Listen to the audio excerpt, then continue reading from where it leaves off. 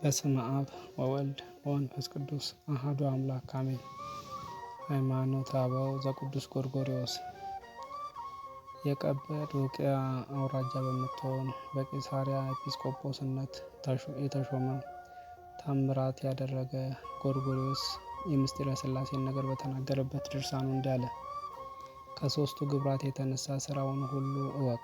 ግብራትም የተባሉት ስሞች ናቸው። ይኸውም ፍጥረት ስም ዘመድ ነው። ሰው ተገዥ ሹም ይባላል። ሰው መባሉ ስለ ባህሪው መገኘት፣ ግብር መባሉም ስለ ተገዥነቱ ነው። መጋቢ መባሉም ስለ ተሾመ ነው። አሁን ደግሞ አብ፣ ወልድ፣ መንፈስ ቅዱስ እንላለን። ግን አካላት ተቀድመው ተገኝተው እሊህ ስሞች ኋላ የተፈጠሩባቸው አይደሉም።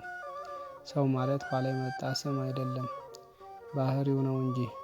ለሰዎች ሁሉ ከእነርሱ ለእያንዳንዱ የተለየ ስም አላቸውና እነዚህም አዳም፣ አብርሃም፣ ይስሐቅ፣ ያዕቆብ ናቸው።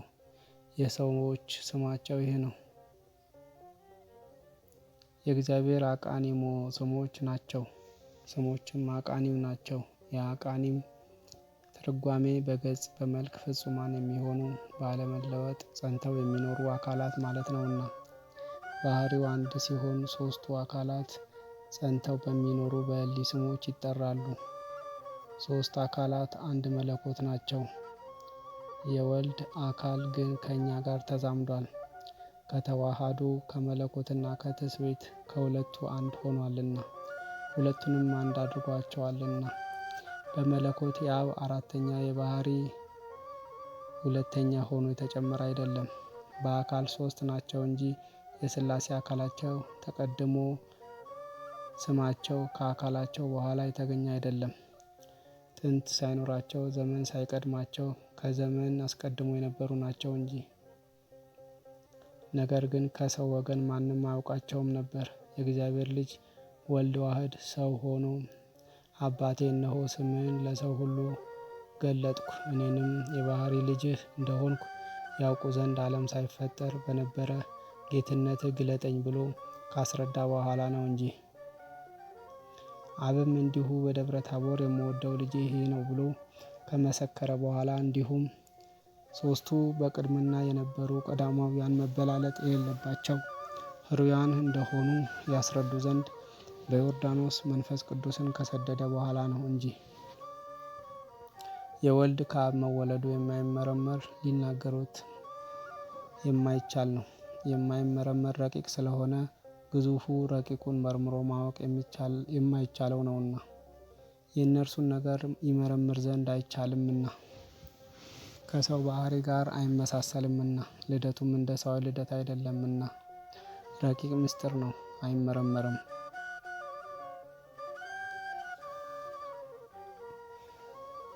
በሰው አባላዘር የሚሆን ልደታችንን ግን አውቀናል።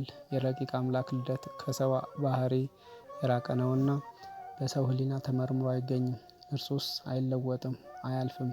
የእኛ ባህሪ ግን ይጠፋል፣ ይለወጣል፣ ፈጥኖም ያልፋል። ከሰማይ በታች ከምድር በላይ በአራቱ ማዕዘን በምስራቅ፣ በምዕራብ፣ በሰሜን፣ በደቡብ ተከቦ የሚጨነቅ ሰው እንደምን ያለ ነው? በሰማይ በምድር በታች ያለ ከሰሜን ከደቡብ በአፋ የሚሆን በቦታ ሁሉ የሚገኝ በሁሉ የመላ ሁሉ የተፈጠረበት የእርሱን ባህሪ መርምሮ ማወቅ ይቻለዋልን? እርሱን መመርመር ከቻልንና ካወቅን ረቂቅ የሚሆን የእርሱን ገናናነት ባጎደልን ነበር። ነገር ግን ከቻልን የሥጋዊውን ምስጢር እናውቅ ዘንድ እንመርምር።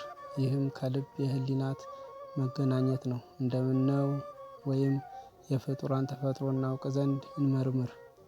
ከአንደበት ቃል መገናኘት ምን ይመስላል?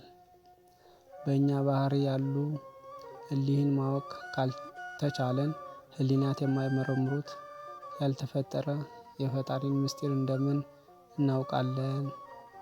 የምስጢር ያውቅ ዘንድ ለሰው ቢገባው ኖሮስ አንድነቱን ሦስትነቱን የተናገረ ወንጌላዊ ዮሐንስ እግዚአብሔርንስ ፈጽሞ ያየው የለም ባላለም ነበር። ማንም ፈጽሞ የማያየውን በማን እንመስለዋለን? ከአብ የተወለደውን ልደትስ ዛሬ እናውቅ ዘንድ እንደምን እንመረምራለን። እኛስ ነፍሳችን ከስጋችን አንድ ሆና እንድትኖር ፈጽመን እናውቃለን። ግን ነፍሱን ፈጽሞ ያየ ማን ነው? ከሰው ጋር የተዋሃደች ነፍሱን ልይ ብሎ በዓይነ ሥጋ ያያትስ ማን ነው? ይህንን ባለን ጊዜ የነፍስን ከሥጋ ተዋህዶ መኖርን የምንክድ አይምሰላችሁ።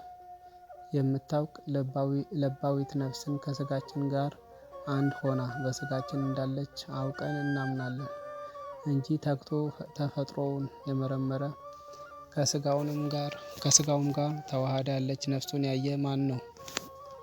አኗኗሯስ እንደምን እንደሆነ ያወቀ ማን ነው? ነገር ግን ነፍስ ተዋህዳ እንዳለች ይህንን ብቻ እናውቃለን። በባህሪያችን ያለውን ያላወቅን ምስጢሩን ያልተረዳን ወልድ ከአብ እንደምን እንደተወለደ እናውቅ ዘንድ እንዴት ይቻለናል? እንዲሁ እንደምን ይሆናል ሳንል ቃል ከአብ እንደተወለደ አውቀን እንመን እንጂ። ልደቱ እንደምን እንደሆነ ለማወቅ አያስፈልገንም። ከነቅህ እንደሚገኝ ነቅህ፣ ከብርሃን እንደሚገኝ ብርሃን፣ ከቀዳማዊ አብ የተገኘ ቀዳማዊ ወልድ ከፍጡራን ሁሉ አስቀድሞ የነበረ ነውና። ይህንንም ቃል የተባለውንም ስም አተርጋዎን፣ ቦርፎሪኮን፣ አትሪኮን ከተባሉ ከሦስቱ ቃላት ከሦስቱ ግብራት ለይተን እናውቀዋለን። እሊህ እግዚአብሔር የፈጠራቸው ቃላት ናቸው። በመጽሐፍ እንደተጻፈ በአካል ያሉ አይደሉም። አተርጋዎን የመላእክት ቃል ነው፣ በአካላዊነት ያለ አይደለም። ቦርፎሪኮን ነቢያት ከእግዚአብሔር ዘንድ የሰሙት ቃል ነው። ይህም የትንቢት ቃል ነው፣ በአካል ተለይቶ ያለ አይደለም። አትሪኮን በአየር የሚፈሰው ቃላችን ነው፣ ከእርሱም ድምፅ ይገኛል፣ በአካላዊነት ያለ አይደለም። የእግዚአብሔር ቃል ግን የማይለወጥ ረቂቅ ከሆነ ከአብ ባህሪ ተገኝቶ በአካላዊነት ያለ ነው። ይኸውም ከአብ ጋር በቅድምና የነበረ ከዘመን የሚቀድም ቀዳማዊ ነው። ከእርሱም አይለይም፣ ልደቱ ከእርሱ አያልቅም። ያለመለየት በየጊዜው ሁሉ ከእርሱ ጋር ከዘመን አስቀድሞ የነበረ ነው እንጂ። ይህ ቃል አካል ባህሪ የላቸውም ብለን እንደተናገርናቸው ቃላት አካል ባህሪ የሌለው አታስመስሉት። እንደ አብ እንደ መንፈስ ቅዱስ በአካል በቅርጽ በገጽ ፍጹም ነው እንጂ። ይህ ቃል ሰማያትን ምድርን የፈጠረ ነው። ሁሉ በእርሱ ቃልነት የተፈጠረ እንጂ ያለ እርሱ ምን የተፈጠረ የለም። ይህ የእግዚአብሔር ኃይል ከአባቱ የማይለይ የእግዚአብሔር ክንድ መለያየት ከሌለበት ባህሪ ከአብ ጋር ጥንት የሌለው እርሱ ነው። ከእመቤታችን ከንጽሕት ድንግል ማርያም ሥጋችንን ነስቶ የተዋሃደ እርሱ ነው። ሥጋ ከመሆኑ በቀር ያለመለወጥ ከአብ ጋር አንድ ነው። በሥጋም ያለመለየት ከእኛ ጋር አንድ ነው። እንዲሁ ሥጋ ከመሆኑ በቀር ያለመለወጥ ከመንፈስ ቅዱስ ጋር አንድ ነው። እርሱ ሁለት ባህሪ አይደለም። ወልድ ቃል ሰው ሳይሆን የስሉስ ቅዱስ ባህሪ አንድ ነው እንጂ። ዳግመኛም ሰው ከሆነ በኋላ የሥላሴ ባህሪ አንድ ነው። ቃል ሰው ስለመሆኑ በሦስቱ ላይ የአካል አራተኛ የባህሪ ሁለተኛ የሚጨምር ከእኛ ሐዋርያት የሰበሰቧት ቅድስት ቤተ ክርስቲያን ከምታስተምረው ትምህርት የተለየ ነው። ረቂቅ ገዥ እግዚአብሔር የሾማቸው ሐዋርያት ያስተማሯት የከበረች ሃይማኖት ፍጻሜ ይህ ነው። ለዘላለሙ ለሥላሴ ክብር ምስጋና በእውነት ይገባል። ታምራት ያደረገ የቅዱስ ጎርጎርዮስ የሃይማኖትን ምስጢር በተናገረበት መጽሐፉ ዳግመኛ እንዲህ አለ። ጥንቱን ሥጋ የሌለው አምላክ በእውነተኛ ባህሪው ረቂቅ ሲሆን ዛሬ በሥጋ ተገለጠ። እርሱ ሁለት ባህሪ ሁለት አካል አይደለም። ዳግመኛም እኛ የእግዚአብሔርን ልጅ ሰውንና መንፈስ ቅዱስ እያልን አራት ብለን እናመልካለን አንልም። ስለዚህ ይህንን የሚናገሩ የተፈጠረ ሰውንም ወደ አምላክነት ክብር በኅድረት የሚያቆራኙ መናፍቃን ሁሉ እናወግዛለን። እኛ ግን የእግዚአብሔር ቃል እኛን ለማዳን ሥጋ እንደተዋሃደ እንናገራለን። ሰማያዊ ክርስቶስ መምሰልን ገንዘብ እናደርግ ዘንድ የእግዚአብሔር የባህሪ ልጅ በሥጋ የአዳም ልጅ የሚሆን በእውነት የዘላለም ገዢያችን ጌታችን ኢየሱስ ክርስቶስን መምሰሉ የጸጋ አማልክት ያደርገን ዘንድ ነው። ምስጋና ይሁን ለአብ ወወልድ ወመንፈስ ቅዱስ አንድ አምላክ አሜን።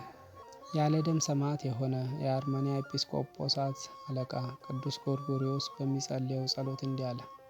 ከብርሃን የተገኘ ብርሃን፣ ከሕይወት የተገኘ ሕይወት፣ ተቀዳሚ ተከታይ የሌለው ልጁን ወደዚህ ዓለም የላከው ከእመቤታችን ከቅድስት ድንግል ማርያም የእኛን ባህሪ ይዋሃድ ዘንድ ጌትነቱንም ወደ ማወቅ ያደርሰን ዘንድ ነው።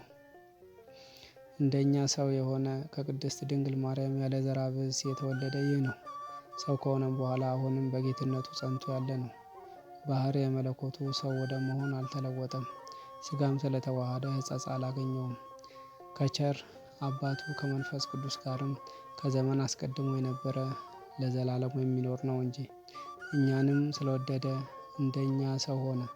የጸጋ ገዢዎች ያደረገን ዘንድ ፈቃዱ ይቺ ናት። እርሱ ለቅዱሳን ትዕግስት ሰጠ፣ መከራ ሽሙጥን ሞትን ይቀበሉ ዘንድ። ስለዚህ አከበራቸው። አናጢዎች ከጠረቡት እንጨት ምስል ጣዖትን ወደዋልና፣ ስለዚህ እርሱ በእውነት በሰው ባህሪ ተገለጠ። ምስልን ጣዖትን የሚሰሩ ሰዎች ሁሉ ያዩት ዘንድ የአምላክን መልክ አይተው ይገዙ ዘንድ። ዳግመኛም በዚህ ጸሎት እንዲህ አለ። ስለዚህ ተቀዳሚ ተከታይ የሌለው ልጅ ሥጋ ሆነ፣ የሰውንም ባህሪ ተዋሃደ። ዳግመኛም በዚህ ጸሎት ነገሩን ወደ አብ መልሶ ለአንተ ብቻ ክብር ምስጋና ይገባሃል አለ። በቸርነትህ በጌትነትህ ይቺ ሀገር አርመንያን ይቅር በላት። አንተን ያውቁ ዘንድ ወደ ዓለም የላከውን ሥጋችንን የተዋሃደ በቃሉ የፈጠረውን ባህሪያችንን ገንዘብ ያደረገ አንድ ልጅህን ጌታችን ኢየሱስ ክርስቶስንም ያውቁት ዘንድ የሰው ባህሪ እስኪዋሃድ ዘመዳቸው ሆኖ ሰውን ሁሉ ወደ እርሱ እስኪያቀርብ ድረስ ሰው ፊትህን አይቶ ሕያው መሆን አይቻለውም ነበርና ሰዎች መለኮትን ያዩ ዘንድ የበቁ እስኪሆኑ ድረስ በሰው ባህሪ ተገለጠ፣ በሥጋ ዘመዳችን ሆነ። ባየነው ጊዜ በአብ ቸርነት የወልድን ጌትነት እናመሰግነዋለንና። ምስጋና ይሁን ለአብ ወወልድ ወመንፈስ ቅዱስ አንድ አምላክ አሜን።